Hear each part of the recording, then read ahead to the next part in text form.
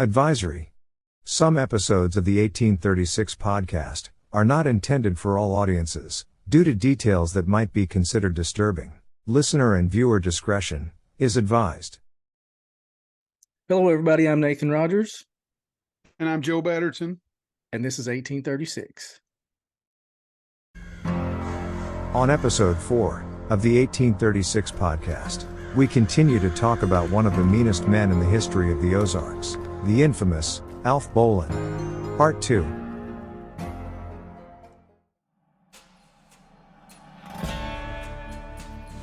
In a daring and complex plot, Union forces conspired with a captured Confederate soldier, who was imprisoned in the Springfield Stockade. The captured Confederate soldier was Rufus Richards. He and his wife had a farmhouse south of Murder Rocks, near the Arkansas border. Bolin had a camp nearby and occasionally visited the farmhouse and made Mrs. Richards prepare meals for him. The deal offered to Richards was straightforward. If he helped capture Bolin, he would be set free. Richards agreed to the plan, and the intricate scheme was set in motion. Richards' wife, Cordelia Richards, played a critical role in the plot. To save her husband and rid the Ozarks of Alf Bolin, Mrs. Richards agreed to take in a Union soldier to lie in wait for Bolin. The Union chose a 22-year-old Iowa recruit named Zachariah Thomas. Disguised as a sick, very weak Confederate soldier, Thomas made his way to the Richards house, staying upstairs. On or about February 2, 1863, Bolin stopped by. While inside, Bolin heard a noise upstairs, then ordered the soldier to come down. Thomas then feigned a painful descent. Mrs. Richards explained that Thomas was ill and needed shelter before he could continue on his way south. Bolin cautiously allowed Thomas to remain downstairs to eat, thinking he was a Confederate soldier. Leaned near the fireplace was a plow coulter. A plow coulter is a sharp blade that cuts into the ground, ahead of the actual plow. When Bolin questioned Mrs. Richards about the plow coulter, she claimed she used it to stoke the fire. Mrs. Richards set a table next to the fireplace. Bolin, suspicious at first, eventually relaxed. The men had dinner. Bolin then bent toward the fireplace to light his pipe from a live coal. Knowing Bolin's gang was lurking nearby, Thomas knew he couldn't shoot Bolin, or the shots would be heard. As Bolin had his back turned lighting his pipe, Thomas grabbed the plow coulter and struck Bolin in the head with it. Surprisingly, Bolin started to come to. Although Bolin survived the initial blow, a second one proved fatal. Alf Bolin was dead at the age of 21. Bolin's body was dragged into a back room, ending his reign of terror. The elaborate plot to capture Alf Bolin shows the determination of both Union and Confederate forces to bring an end to his criminal activities, ultimately leading to his downfall and the restoration of a semblance of peace to the troubled Ozarks. On February 2, 1863, 3 Union soldiers from the 19th Iowa Infantry at Forsyth documented the day Bolin's body was brought in. Following Bolin's demise, a disturbing situation arose, adding to the already dark narrative. It's not understood why, or even when, but the decision was made to remove Bolin's head. Some say it was due to his body decomposing and starting to smell. The authorities intended to present the severed head as proof of his apprehension and death, in order to claim the reward for his capture. However, it made it more of a disturbing spectacle than convincing proof. It's claimed that Bolin's headless body was buried somewhere north of Forsyth, Missouri. Mary Jane Cloud was called to Ozark, Missouri, to identify his head. She rode through a heavy snow at night despite being 7 months pregnant. When Mary Jane saw the head, she affirmed, "That's Alf all right." Different stories circulate about what happened to Bolin's head once it arrived in Ozark.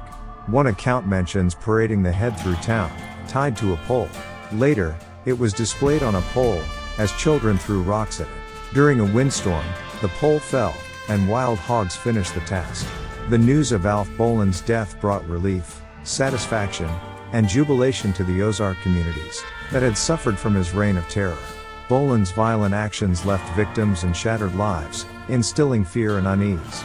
His activities had caused families to live in constant fear, travelers to avoid certain routes, and innocent lives to be lost. Bolin's demise signaled a moment of justice and redemption. The celebrations showcased the affected community's unity, ending the constant fear caused by Bolin's evil deeds.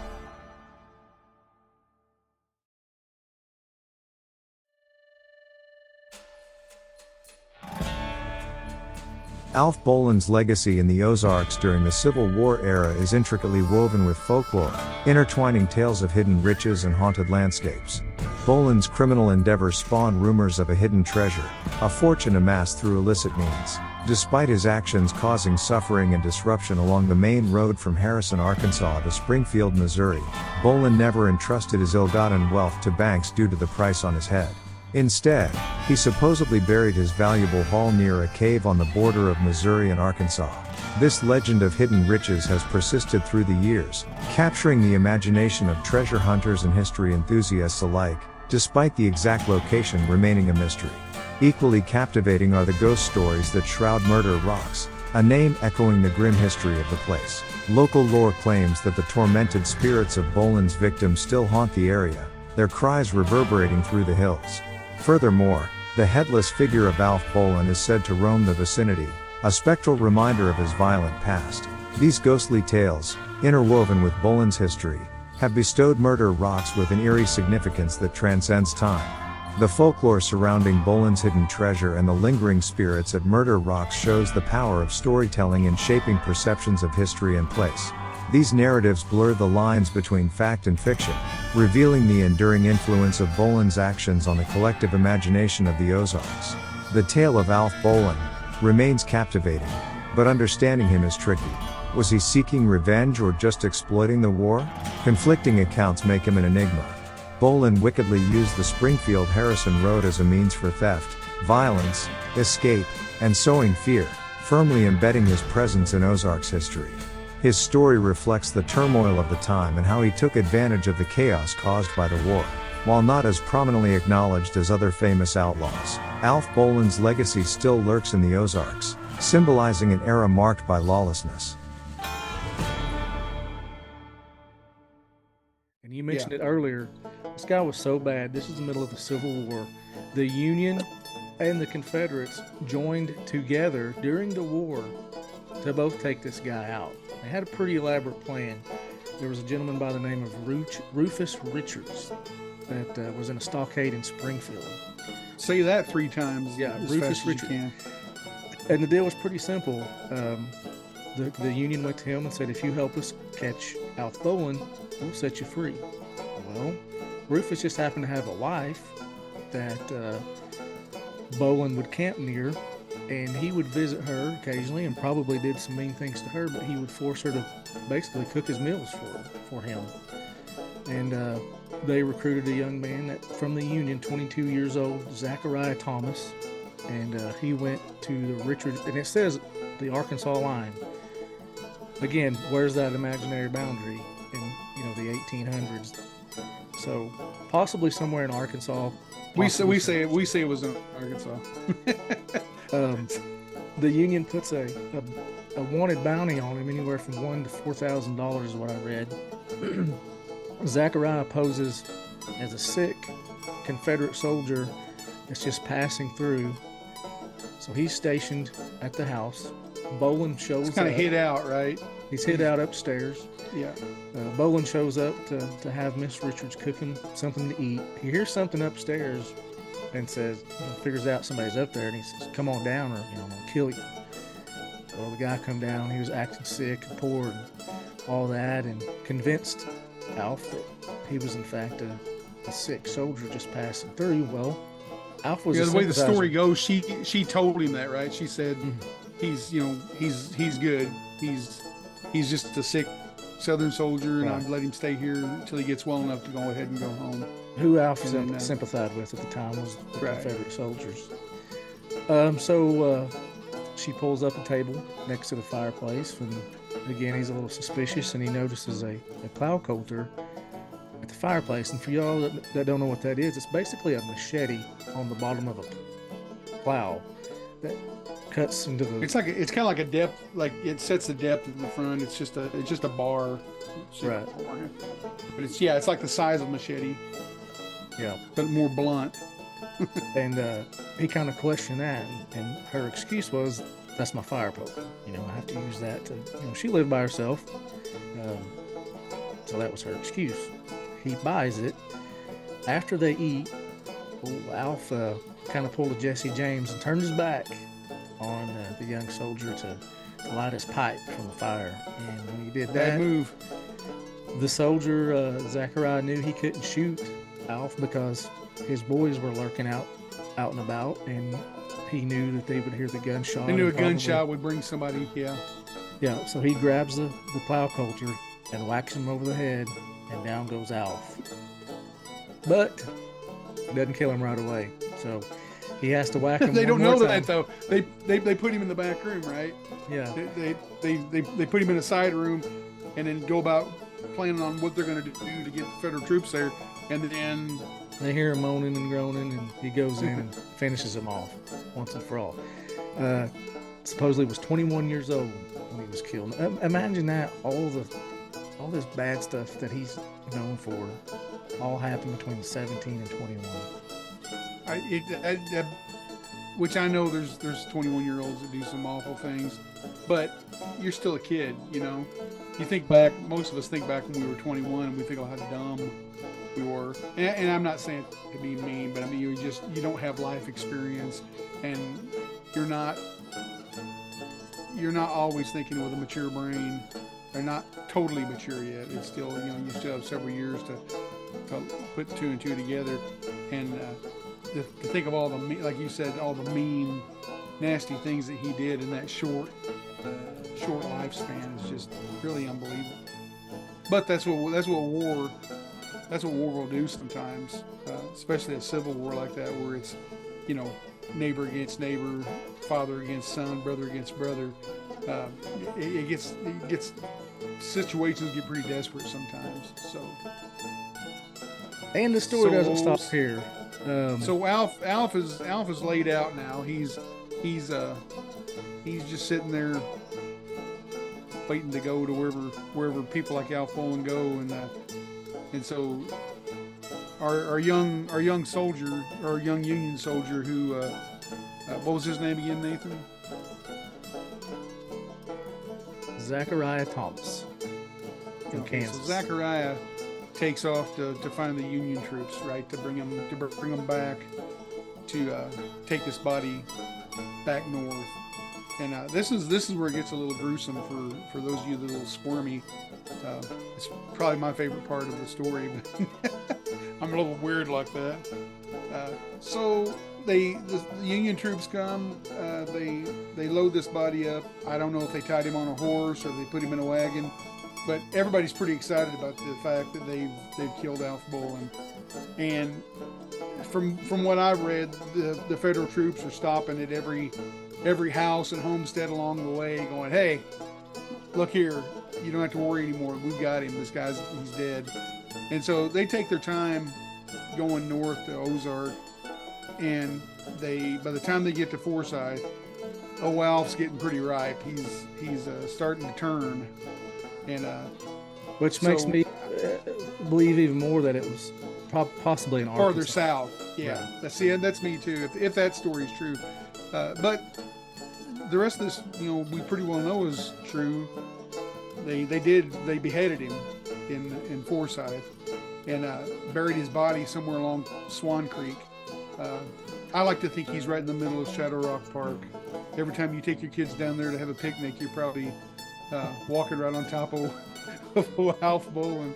But then they took his head and proceeded on north, and they get to I guess it's the courthouse square there in Ozark, and they sharpen him a big old stick, and they stick a Alf's head on it, and they plant it out there in the middle of the courthouse square, as what I read, so the kids could throw rocks at him and the women could spit on him. Rocks at his head, and then I think they had some dances around the pole with Alf Bolin's head, and I think it sit there until they just couldn't stand it anymore. Yeah, one version I read is the wind blew it over and the hogs took care of the rest of it. Yeah. Hey, but that was the end of Alf. Again, there are tales that he's had hidden treasure anywhere from all up and down the White River to Arkansas up into Missouri. Of course, he couldn't bank. Can't say, "Hey, this is Alf Bolin. I need you to," because he was wanted. So he hid his loot various places, and to make it even more interesting, allegedly, people have heard screams at murder rocks at night and seen ghostly apparitions. Well, there again. That ever since I was a kid, I've heard headless apparition stories and headless horsemen stuff. Probably every area has some type of ghost story like that. My grandma used to tell me one about a headless horseman that would ride up and down the roads down around Menor in Arkansas, where they lived. When she was a young lady. But that right there, that I'm really surprised you don't hear more about headless apparitions to this day around there. But just because everybody knows that they cut his head off and his body is planted down there, so I'm sure that body gets up in the middle of the night and it starts looking for its head. So if you're ever in that way around Halloween, when did he get killed? When they killed him? Do you know the date? It's about February 2nd, 1863. And there was actually some 3 different letters from 3 different Union soldiers that wrote back home on February 3rd, I believe. And all 3 of the letters were pretty much told the same thing. They saw him before the beheading, but they saw his body. And so this is what I'm going to say. I'm throwing this challenge out to anybody. Every year on the night of February 2nd, I would think at midnight you can go down to Shadow Rock Park in Forsyth, and if you're really quiet and really still, you'll probably see the body of Alf Bolin walking up and down Swan Creek. Looking for his head.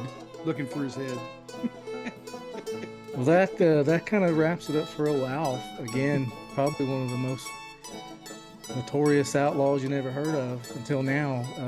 He was a bad cat, man. I'm telling you, that's yeah. And if you're interested in seeing him, I think you can go just about any day to Silver Dollar City, ride the train, and you can wave hi at him. And the fake one.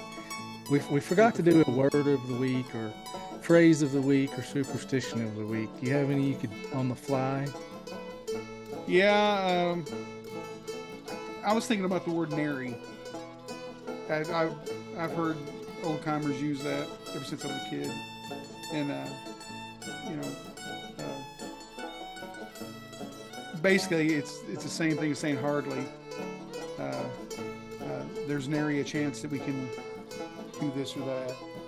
Or I went out there to get some chicken out of the hen house, and there's nary a bird left out there because the foxes got to him. So there you go. There's your word of the week, nary. I like it. Alf Bolin, nary had a head anymore. I guess something like that. I don't know. All right, guys. Thank you for joining us. Remember to share us, like us, all that stuff. We're everywhere you can find us. We're there, but remember, spread us around and let's get some more people involved in this, because I think it's pretty cool if you're a history nerd like me. And keep your head about yourselves. Keep your head on your shoulders. Stay away from murder boulders. See you next time.